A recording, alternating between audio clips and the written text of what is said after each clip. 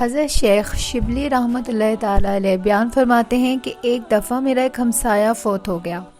میں نے اسے خواب میں دیکھا اور پوچھا، تمہارے ساتھ اللہ عز و جل نے کیسا معاملہ کیا؟ اس نے جواب دیا، بڑے خوفناک مناظر میرے سامنے آئے، منکر نکیر کے سوالات کا وقت بہت ہی دشوار تھا۔ اچانک مجھ سے کہا گیا، دنیا میں تیری زبان بیکار رہی اس لیے تجھے مصیبت آئی۔ عذاب کے فرشتوں نے جب مجھے عذاب دینے کا ارادہ کیا تو ایک نوری پیکر جس کے جسم سے خوشبو آ رہی تھی حائل ہو گیا۔ وہ مجھے منکر نکیر کے سوالات کے جوابات پڑھاتا گیا۔ اس طرح میں کامیاب ہو گیا۔ میں نے اس نوری پیکر سے پوچھا، آپ کون ہیں؟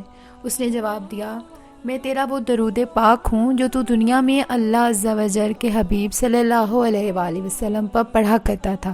اب تو فکر نہ کر، میں قبر میں، حشر میں اور پل صراط پر نیز ہر مشکل مقام پر تیرے ساتھ رہوں گا اور تیری مدد کروں گا۔